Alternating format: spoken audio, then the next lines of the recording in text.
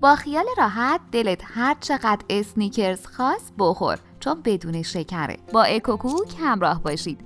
هسته 15 عدد خرما رو در بیارید. روش آب بریزید و 20 دقیقه بذارید کنار.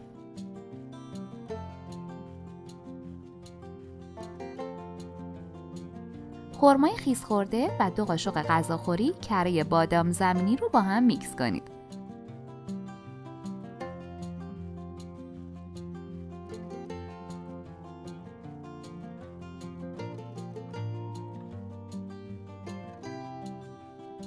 دو قاشق ازش بردارید.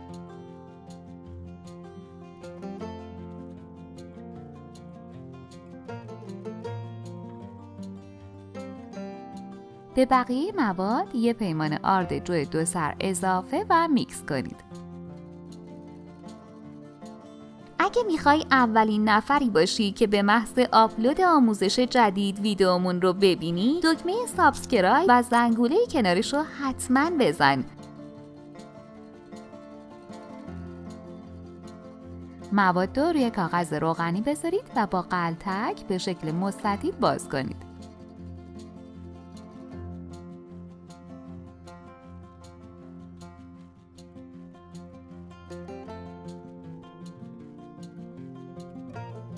اون 2 قاشق کره بادام زمینی که برداشته بودید و روی مواد پخش کنید.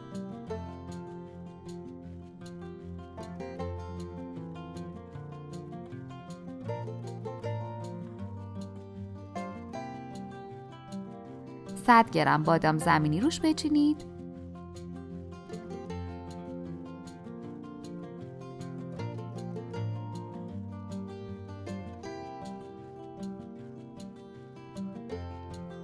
یه ساعت داخل فریزر بذارید.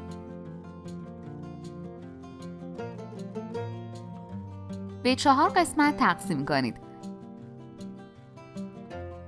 عزیزان، باعث افتخار ماست که عضو کانال اکوکوک باشید و دکمه سابسکرایب رو بزنید. برگردونید.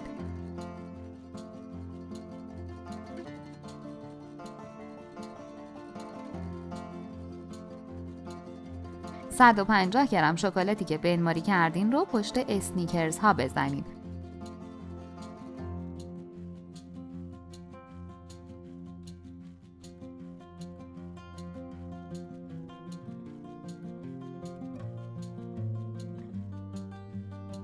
وقتی خودشو گرفت برگردونید.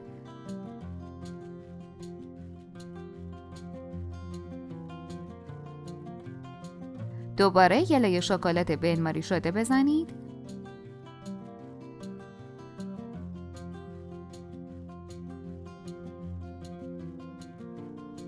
نیم ساعت داخل یخچال بذارید.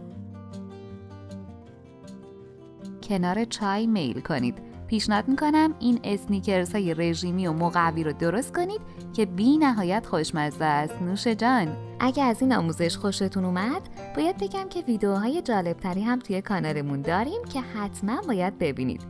ممنون از وقتی که گذاشتید و این آموزش رو تماشا کردید. لطفاً برای حمایت از ما لایک و سابسکرایب رو فراموش نکنید.